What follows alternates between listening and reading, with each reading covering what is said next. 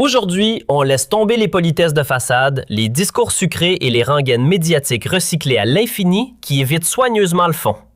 Ce que Donald Trump vient de lâcher sur l'OTAN marque une rupture brutale pour tout le continent européen. C'est un choc géopolitique majeur, une secousse qui fissure les murs de Bruxelles et dont les ondes de choc atteignent directement Paris, où Emmanuel Macron scrute nerveusement les conséquences pour la France et pour l'Union européenne entière. Accrochez-vous jusqu'à la dernière seconde, car ce qui arrive est inflammable. Des révélations lourdes, capables de rebattre les cartes une bonne fois pour toutes. Donald Trump a lâché une bombe verbale, directe et sans filtre. Plus de mots doux derrière des portes closes? Non, cette fois, c'est un coup de tonnerre venu du cœur de la Maison-Blanche. Et ce tonnerre frappe Emmanuel Macron comme une flèche en plein Élysée. Ce que nous vivons là détruit complètement le narratif que les médias d'État français nous ont rabâché pendant des années. Le message de Washington est limpide. Si vous, en Europe, ne protégez plus vos intérêts nationaux, si vous continuez à dilapider des milliards dans des alliances qui nous affaiblissent, si vous persécutez vos propres citoyens souverainistes, alors nous quittons l'OTAN et vous allez tous m'écouter. Et tandis que le monde discute encore de ce coup de massue, Emmanuel Macron tente désespérément de sauver la face. Il se présente devant la presse et se met en scène comme un grand homme d'État. « J'ai eu un long entretien avec le président Trump », dit-il avec ce ton typique, macronien et condescendant. « Et je lui ai expliqué la position européenne. » Comme si Trump, qui est en train de bousculer la politique mondiale, avait besoin d'un cours de rattrapage d'un président français en difficulté. Macron continue. Une sortie de l'OTAN serait catastrophique pour la sécurité européenne. Comme si Trump prenait des décisions à l'aveugle. Ce ton donneur de leçons arrogant, c'est exactement ce qui caractérise la vieille classe politique. Il croit encore pouvoir dicter à Washington comment fonctionne la politique internationale. Puis Macron sort les vieux traités de l'OTAN de son tiroir. Ces papiers de 1949 avec lesquels les États-Unis auraient garanti pour toujours la protection de l'Europe.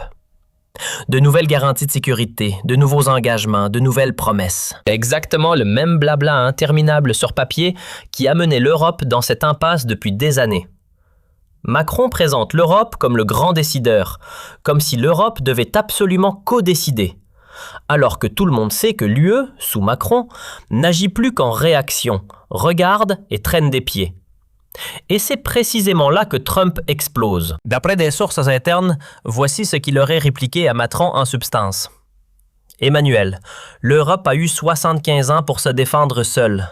Vous n'avez rien fait à part nous demander de l'argent et des troupes. Si vous voulez la sécurité, arrêtez enfin de rejeter chaque proposition juste parce qu'elle ne vient pas de Bruxelles. L'Europe a besoin de résultats. Pas de leçons françaises. L'Amérique va maintenant faire ce qui est nécessaire et nous quittons l'OTAN si vous ne payez pas votre part. » Et puis, le coup de grâce absolu. Trump aurait clairement fait comprendre à Macron qu'il n'accepte plus que la France et l'UE continuent de demander des milliards pour la défense tout en laissant leurs propres armées se délabrer et en ruinant leur population avec des prix de l'énergie et une inflation galopante.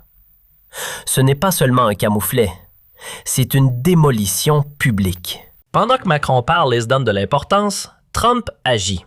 Pendant que Macron présente l'Europe comme un grand joueur, Trump lui montre en direct qui donne vraiment le ton. Et pendant que Macron se profile en frein et en porteur de doute, Trump, et oui, exactement, de plus en plus de voix du RNN demandent des étapes claires et rapides pour que la France redevienne souveraine, sûre et capable d'agir sans l'OTAN. C'est le contraste que les gens verront. Et ce n'est pas un hasard si c'est précisément GDV qui apporte ce message en personne. Un républicain dur comme fer, avec des racines conservatrices, patriotiques jusqu'à la moelle et avec une mission claire.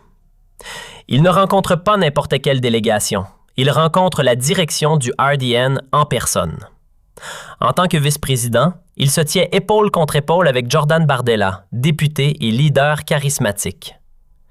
Et puis vient le coup de massue absolu. JDV le dit ouvertement. Persécution politique en France. Oui, vous avez bien entendu.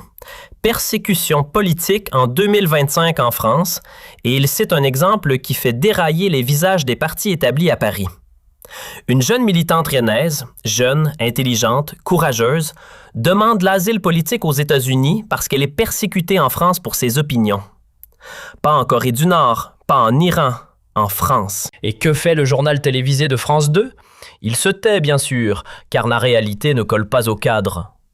Ce n'est pas un cas isolé, c'est une spirale de répression qui tourne de plus en plus vite. Pendant que l'Amérique examine l'asile pour des dissidents français, ici, quiconque hisse le drapeau français devient une cible. Celui qui dit « j'aime mon pays » est surveillé demain par la DGSI. Celui qui manifeste pacifiquement risque son emploi, sa famille, son existence. Et ce n'est pas tout. Pendant que JD tend la main à l'opposition française, la prochaine bombe explose au milieu de la France. Une ville, une salle, un contrat de location tout à fait légal. Objectif, la fondation des jeunes RN, la jeunesse du RN de 14 à 35 ans, ouvertement démocratique dans le cadre de la Constitution. Et que se passe-t-il? Une campagne d'intimidation sans précédent commence. Les hôtels annulent le contrat, les traiteurs se retirent, les employés effacent leur nom sous pression. Pourquoi?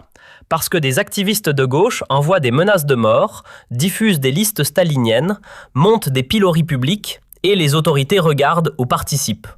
Ce n'est plus de la protestation, c'est de l'extorsion organisée avec l'argent des impôts, avec le soutien des syndicats comme la CGT et la CFDT. Exactement les organisations qui vivent de vos cotisations obligatoires. La CGT finance même des bus pour manifester contre des jeunes de 16 ans qui veulent juste créer une organisation de jeunesse. 40 000 manifestants sont attendus. 40 000 contre quelques centaines de jeunes. Et où est le tollé? Où est Emmanuel Macron? Où est Renaissance?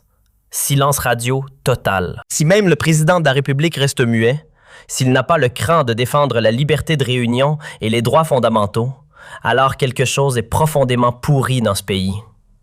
Et c'est précisément là que ça devient vraiment brûlant.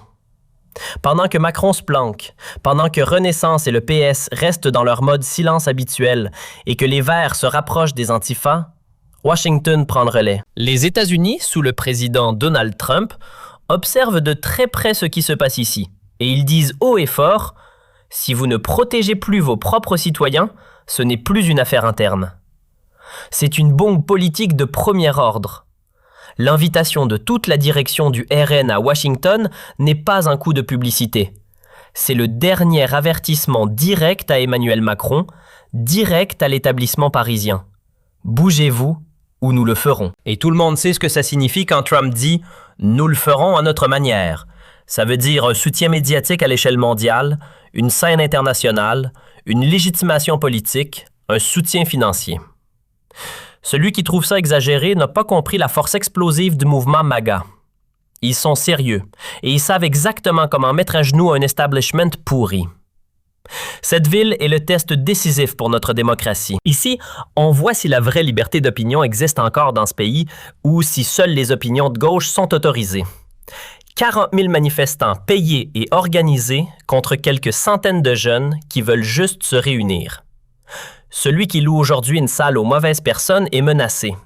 Celui qui reçoit les mauvais invités est attaqué. Celui qui a la mauvaise opinion est cancellé, poursuivi, détruit. C'est le climat de la peur, créé par ceux qui se disent eux-mêmes ouverts au monde et démocrates. Et puis les États-Unis arrivent et disent haut et fort: nous voyons ce que vous faites à vos propres citoyens et nous ne le tolérons plus. La jeune militante qui demande l'asile, les jeunes RN qui sont intimidés, un président qui se tait. Une Renaissance qui préfère coaliser avec les Verts plutôt que de parler à sa propre jeunesse patriotique. C'est la situation en France en 2025. Un certificat de pauvreté sans pareil. Emmanuel Macron a maintenant le choix. Il peut se placer devant ses citoyens, devant la liberté d'expression, devant la Constitution, ou il peut continuer à se taire et regarder ce pays sombrer définitivement dans une dictature d'opinion politiquement motivée. Les USA ont déjà pris leur décision. Pour eux, le RN est l'interlocuteur en France. Si Macron n'agit pas maintenant, les prochaines élections législatives seront un règlement de compte. Alors, ce ne sera plus seulement Paris qui décidera de l'avenir de la France. Washington s'en mêle officiellement et donne au RN un soutien international, une légitimation et une présence médiatique qui paniquent les vieux partis. Qu'en pensez-vous? Partagez vos pensées dans les commentaires, likez cette vidéo et abonnez-vous à notre chaîne pour ne pas manquer d'autres vidéos importantes pour l'avenir de la France. À bientôt!